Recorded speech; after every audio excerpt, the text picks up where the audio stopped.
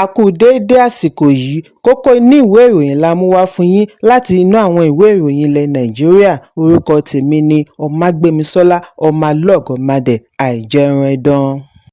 Mínísítà ìpínlẹ̀ fún ọ̀rọ̀ ilẹ̀ òkèèrè Bianca Odumegwu Ojukwu ti rọ ọmọ Nàìjíríà pàápàá jùlọ àwọn ará ilẹ̀ Ìgbò kí wọ́n ṣe sùúrù lẹ́yìn ìdájọ́ ilé-ẹjọ́ adarí ajìjàǹgbara fún ilẹ̀ Biafra IPOB Nnamdi Kanu lórí ẹ̀sùn ìwà dàlúrú. Nínú àtẹ̀jáde tí ó fi sí orí ẹ̀rọ abánidọ́rẹ̀ẹ́ X ní Odumegwu Ojukwu tí ó ṣẹ̀ṣẹ̀ dé láti Zanzibar ní Tanzania níbi tí ó ti lọ ṣe àmójútó ìgbìmọ̀ National Tripartite Advisory Council ti ṣe àpèjúwe àbájáde ìdájọ́ ilé-ẹjọ́ yìí ní ohun tí wọn kò gbà lérò tẹ́lẹ̀ ṣùgbọ́n tí ó ti wá di òtítọ́ mọ́ wọn lọ́wọ́. Ó wá pè fún ìkóraẹni-níjàánu bí ó ti ṣe ìkìlọ̀ tako ìgbésẹ̀ tí ó lè yọrí sí fàákájà lórílẹ̀-èdè àti nílẹ̀ òkèèrè. Odumegwu Ojukwu sọ pàtàkì ìjíròrò láàárín àwọn ará ilẹ̀ Ìgbò tí ọ̀rọ̀ kàn títí kan àwọn gómìnà, ọba, olùṣọ́-àgùntàn, olóṣèlú àti adarí oníṣòwò kí wọ́n jọ parapọ̀ jíròrò lórí ìgbésẹ̀ nítorí ọ̀nà kan tí ó dára jù láti tọ̀ ní ìjíròrò. Ẹ̀kúnrẹ́rẹ́ ìròyìn wà nínú ìwé ìròyìn Punch tó jáde lónìí. Ó lé ní 200 akẹ́kọ̀ọ́ tí àwọn agbébọn jí gbé kúrò ní ilé-ìwé Ìjọ Àgùdà lánàá ọjọ́ Ẹtì, ìkejì irú rẹ̀ tó wáyé láàrin ọ̀sẹ̀ yìí. Ìkọlù tí ó ṣẹ̀ṣẹ̀ wáyé yìí ni wọ́n ṣe sí St. Mary's School ní Papiri, ìpínlẹ̀ Niger, níbi tí àwọn aláṣẹ ti fẹ̀kàntẹ́lẹ̀ pàṣẹ kí wọ́n ti gbogbo iléèwé boarding pa fún ìgbà díẹ̀ látàrí ìṣòro ààbò tó ń peléke sí i. Ẹgbẹ́ àwọn Kìrìsìtẹ́nì ní Nàìjíríà (CAN) ní 215 akẹ́kọ̀ọ́ 215 pupils àti olùkọ́ 12 ni wọ́n jí gbé níbi ìkọlù àfẹ̀mọ́júmọ́ òwúrọ̀ àná ọjọ́ Ajé ni wọ́n jí akẹ́kọ̀ọ́bìnrin tí ó lé lógún gbé ní iléèwé ní agbègbè ìpínlẹ̀ Kebbi. Bákan náà ni ìkọlù wáyé láàrin ọ̀sẹ̀ yìí kan náà ní ilé ìjọsìn kan ní ìpínlẹ̀ Kwara níbi tí wọ́n ti jí ènìyàn 38 gbé lẹ́yìn tí wọ́n ṣekú pa ènìyàn 2 bí ìsìn ṣe ń lọ lọ́wọ́ lórí ẹ̀rọ ayélujára. Èyí ti wá dá ìbẹ̀rùbojo sílẹ̀ bí àwọn mọ̀lẹ́bí ṣe ń retí ìròyìn nípa àwọn ẹni mọ́ tí wọ́n jí gbé. Ará ìlú kan Dominic Adamu sọ fún akọ̀ròyìn wípé ìrẹ̀wẹ̀sì ti bá ará ìlú, ìyàlẹ́nu ńlá ni ìṣẹ̀lẹ̀ yìí jẹ́. Adamu tí àwọn ọmọbìnrin rẹ̀ ń kẹ́kọ̀ọ́ ní St. Mary's School ṣùgbọ́n tí wọn kò bọ́ sọ́wọ́ ajínigbé ní ará ìlú ń kérora lórí ipò tí ààbò orílẹ̀-èdè wà. Arábìnrin kan sọ fún akọ̀ròyìn pẹ̀lú omijé lójú wípé àwọn ọmọ mọ̀lẹ́bí òun méjì tí ọjọ́ orí wọn wà láàrin 6 àti 13 ni wọ́n jí gbé kí wọ́n ṣáà ti padà wálé láyọ̀ tí àlàáfíà ni òun fẹ́. Àwọn aláṣẹ ìpínlẹ̀ Niger ní iléèwé tọkùnrin tóbìnrin St. Mary's kọ̀ àti tẹ̀lé àṣẹ àti ti iléèwé pa lẹ́yìn ìkìlọ̀ lórí ìkọlù. Wọ́n tẹ̀síwájú àti ṣí iléèwé padà láì fi tó ìjọba létí, fi ẹ̀mí àwọn akẹ́kọ̀ọ́ àti olùkọ́ wéwu. Títí di àkókò yìí, iléèwé kò tíì fèsì lórí ẹ̀sùn yìí. Iléeṣẹ́ ọlọ́pàá ní àwọn ẹ̀ṣọ́ aláàbò ti ń wá gbogbo inú igbó pẹ̀lú èròǹgbà àti rí àwọn akẹ́kọ̀ọ́ tí wọ́n jí gbé. Ìkọlù yìí wáyé lẹ́yìn tí ààrẹ ilẹ̀ United States Donald Trump ní àwọn Kìrìsìtẹ́nì ni wọ́n ṣekú pa ní Nàìjíríà ṣùgbọ́n tí ìjọba Nàìjíríà dá ẹ̀sùn yìí nù. Ìbẹ̀rẹ̀ oṣù yìí ni Trump ní òun yóò rán ikọ̀ ológun wá Nàìjíríà bí ìjọba rẹ̀ bá ń tẹ̀síwájú àti fi ààyè gba ìṣekúpa àwọn Kìrìsìtẹ́nì. Níbi ìpàdé tí ó wáyé pẹ̀lú olùbádámọ̀ràn lórí ètò ààbò orílẹ̀-èdè ní agbèfọ́ba US Pete Hegseth ti ké sí Nàìjíríà kí ó tètè gbé ìgbésẹ̀ láti fòpin sí ìkọlù tako Kìrìsìtẹ́nì. Hegseth ní US yóò ṣiṣẹ́ láti kányè àwọn adàlúrú tí wọ́n ń dúnkòokò mọ́ orílẹ̀-èdè. Ẹ̀kúnrẹ́rẹ́ ìròyìn wà lórí ẹ̀rọ ayélujára BBC. Àjọ ọ̀tẹlẹ̀múyẹ́ DSS ti fi adarí ajìjàǹgbara fún ilẹ̀ Biafra IPOB Nnamdi Kanu ránṣẹ́ sí ọgbà ìwà àtúnṣe Nigerian Custodial Center ní Sokoto. Ọ̀kan lára àwọn ikọ̀ agbẹjọ́rò Kanu, Aloy Ejimakor, ni ó fìdí èyí múlẹ̀. Agbẹjọ́rò mìíràn fún Kanu, Maxwell Okpara náà sọ fún akọ̀ròyìn wípé bí wọ́n ti fi Kanu ránṣẹ́ kúrò ní àkàtà àjọ DSS ti fa ìṣòro fún ẹjọ́ kòtẹ́milọ́rùn tí ó fẹ́ pè tako ìdájọ́ lórí ìwà dàlúrú tí wọ́n fún un. Bákan náà ni àwọn ọba àti ìjọba ìbílẹ̀ Àríwá Umuahia ní ìpínlẹ̀ Abia náà kọ ẹ̀sùn àdàlúrú tí wọ́n fi kan Kanu láti ọwọ́ adájọ́ James Omotosho bí wọ́n ti ní ajìjàǹgbara freedom fighter ní ọmọ wọn.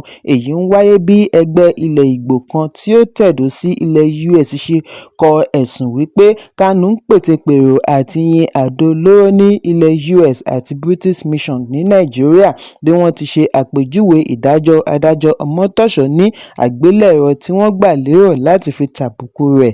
Láàrin wákàtí 24 ni Ejimakor ké gbàjarè lórí bí wọ́n ti fi Kanu ránṣẹ́ sí ọgbà ìwà àtúnṣe Sokoto.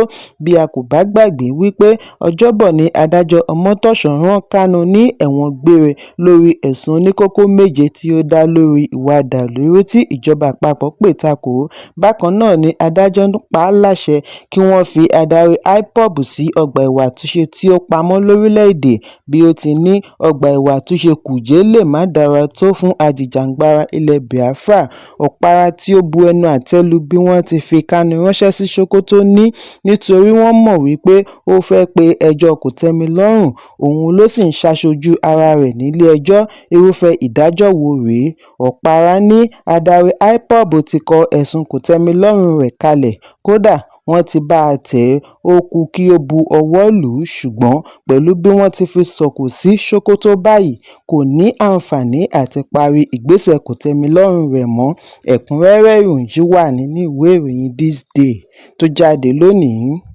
Ìyáàfin Janet Ajíbọ́lá ẹni ọdún 63 tí ó ṣẹ̀ṣẹ̀ bí ọmọ àkọ́kọ́ ìbejì ọkùnrin méjì lẹ́yìn 40 ọdún ti ṣàlàyé ìrírí rẹ̀ àti gbogbo ohun tí ó là kọjá kí ó tó bọ́ lọ́mọ pé ìyáàfin Ajíbọ́lá ní bí ó tilẹ̀ jẹ́ wípé ọmọ àkọ́kọ́ òun rèé, èyí kì í ṣe oyún àkọ́kọ́. Ọjọ́ 3 oṣù kẹwàá ọdún 2025 ni ó bí ọmọ rẹ̀ àkọ́kọ́. Wọ́n bí ìyáàfin Ajíbọ́lá ní ọjọ́ 17 oṣù kejìlá ọdún 1962. Ó jẹ́ olùkọ́ tí ó fẹ̀yìntì lẹ́nu iṣẹ́ ìjọba ìpínlẹ̀ Èkó ní ọ̀pọ̀lọpọ̀ ọdún sẹ́yìn kí ó tó tẹra mọ́ iṣẹ́ ìránṣẹ́. Ó jẹ́ ajíhìnrere àti agbẹ̀bí tó ń ṣàmójútó àwọn aláboyún láti ilé ìjọsìn Christ Apostolic Church.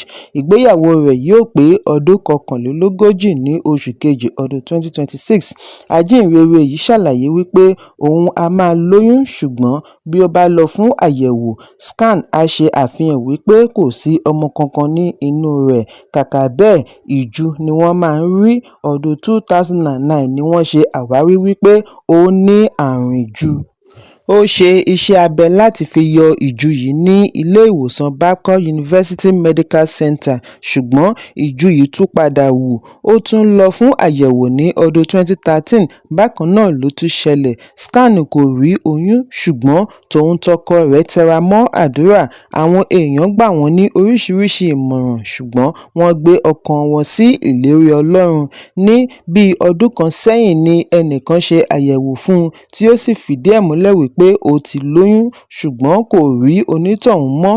Ìbẹ̀rẹ̀ ọdún yìí ni ẹlòmíràn tún yẹ̀ wò, kọ oògùn fún un. Lẹ́yìn náà ni oníyẹn tún rin ìrìn àjò tí kò tún rí mọ́. Nígbà tí ó yá ni ẹnìkan júwe obìnrin kan fún un. Obìnrin yìí yẹ̀ wò ló bá wí fún un wípé ìbejì ló wà nínú rẹ̀ àti wípé ọmọ ti tó bí.